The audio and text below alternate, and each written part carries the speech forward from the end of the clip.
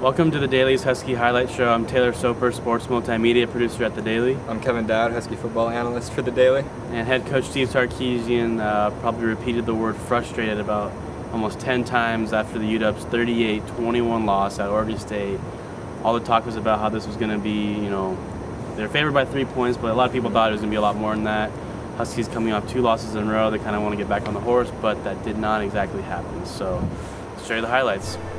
Coming off 2 straight losses to Oregon and USC, the Huskies were down in Corvallis this weekend to face a struggling 2-8 Oregon State team. Head coach Steve Sarkisian announced through Twitter on Thursday that redshirt freshman Nick Montana would be making his first career start in place of an injured Keith Price. And Montana looked good in the beginning, looking up here on a 4-yard toss to fellow freshman Austin Seferian-Jenkins to give UW an early 7-0 lead with 11 minutes left in the first quarter. The Oregon State offense responded less than 4 minutes later on this James Rogers 6-yard touchdown catch that tied it all up at 7. Montana then found his first trouble of the day on the next drive when he was picked off on this pass intended for Jermaine Kearse in Husky territory. That led to this 6-yard touchdown from Sean Mannion to Micah Hatfield that quickly put the Beavers on top, 14-7, with 3 minutes left in the first quarter.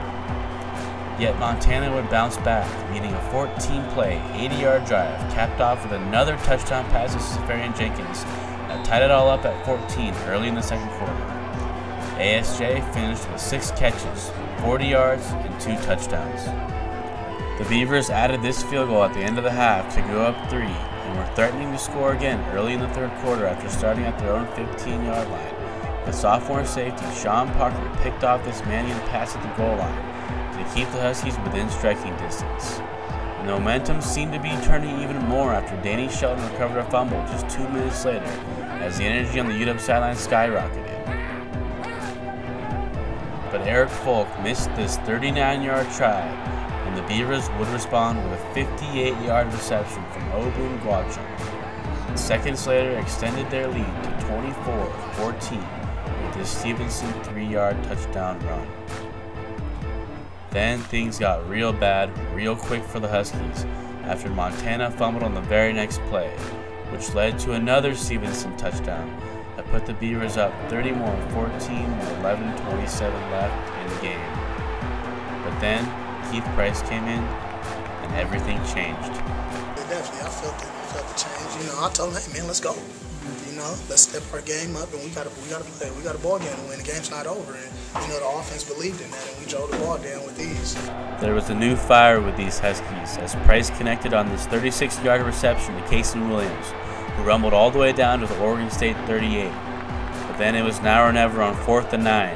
Yet Price came through with his 20-yard touchdown to senior Devin Aguilar that cut the Oregon State lead to 31-21 with just under 8 minutes remaining. OSU returner Brandon Cooks then fumbled the ensuing kickoff, and the Huskies were just 17 yards away from another score.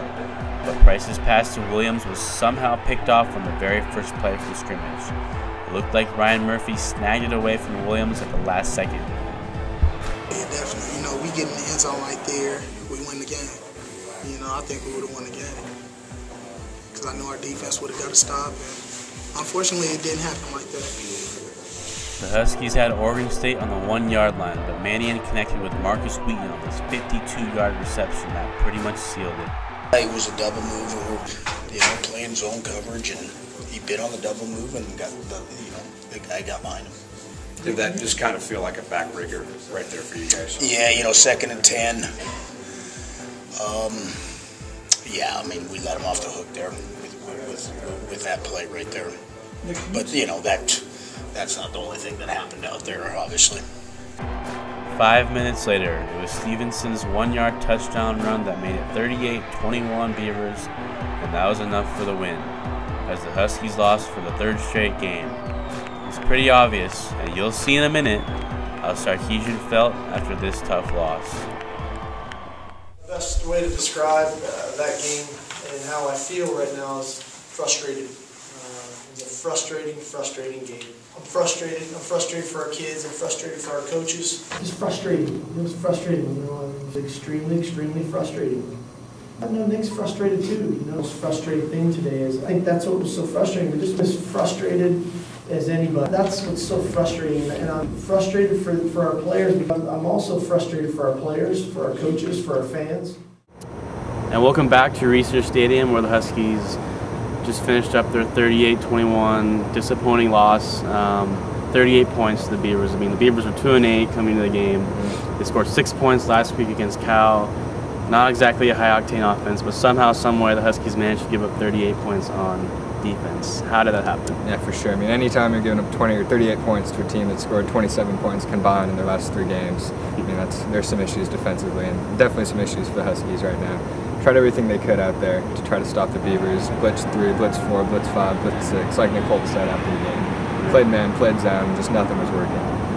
Which I guess at this point means that it sort of comes down to either the coaching of getting the players ready and putting them in the right position, or just the players. Right. Yeah, I mean, the coaches both seemed almost bewildered after the game as to why exactly the defense played so bad. You know, they repeated over and over that they're trying so hard, but you know, the results aren't coming out on the field. So that was the defensive story. 38 points, tough to win a game when your defense gives up that many. But offensively, the storyline coming in was Chris Polk and how he only got 9 carries against USC last week. Oregon State, second to worst run defense in the league. You know, he started off quick. They gave him a lot of carries, but didn't really seem to have that much of an impact, surprisingly. Yeah, you know, definitely coming into the game, Chris Polk had to expect that he was going to have to carry the load offensively for the Huskies. And that first drive looked like he was going to. You know, he had 7 carries in the first drive, 17 in the first half. They were going to him early and often, and he was doing good things, getting a lot of yards. Then when the Huskies fell behind, it seemed like they sort of went away from him, maybe a little bit too early, especially when you've got Montana back there making his first career start. And Chris Polk is a really, really good running back. I think we forget that a lot, but when you have a player that good on your offense, you should be getting the ball a lot, in a lot of different ways. And they did that a lot early, but I do feel like they got away from Polk a little bit too early there in the second half. And they got away from him and went to, as you mentioned, Montana making his first career start. He threw 2 touchdowns to ASJ, but I mean, how'd you feel he did overall? You know, in general, that's pretty much exactly what I expected Montana to do. He played all right, did some good things. He definitely had some points where you could tell he was a guy making his first start on the road against a Pac-12 opponent. Had some mistakes, did some decent things. Yeah, I think that's sort of what the Huskies expected to get out of him. Yeah, just didn't go the way I wanted it to go. Need to play a lot better, and just didn't do it. What do you think was happening out there when you go back? And obviously you watch the tape, you'll find out more, but just kind of your first reaction. I mean, we started off strong. We just missed a few plays here and there.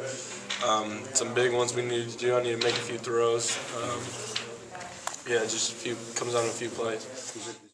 So the Huskies have lost now 4 out of their last 5, 3 in a row to Oregon, USC, now Oregon State. They're 6-5. You know, after that 5-1 start, all of a sudden things are looking a little bit uneasy for the Huskies. Apple Cup next Saturday at the Clink. If you're Sarkeesian after this, you know, disappointing performance, what are you going to change? Obviously, Price seems like he's going to come back, but what else are you going to change if you're Sarkeesian? I would certainly hope Price is back. I mean, he came back in today and played well in the fourth quarter, sort of raises the question of why he didn't start in the first place. He was capable of doing that, but yeah, going forward against the Cougars, I mean, as they showed last week against Arizona State, they can throw the ball, which can be an issue for the Husky defense that they showed out there tonight. So I mean, the main thing for the Huskies is just going to be stopping the Cougars. Can their defense come to play and do some good things and actually stop the other team a few times? And then, again, offensively, I think they'll be more on track with Price. Having a week to heal will help him. I mean, his knees and ankles have been banged up all season, so that can only help him. But yeah, defense has got to step up to the plate. It seems like this season's been all about defense. Price and Polk, either or even both, have come through most of the times, but the defense has been shaky. So it'll be interesting to see. Both teams are going to be pumped up. Apple Cup, it's always going to be a good one. So we'll be there at the Clink next Saturday, and heading out of Corvallis right now, up to Seattle. So thanks for joining us. For Kevin, I'm Taylor. We'll see you next week.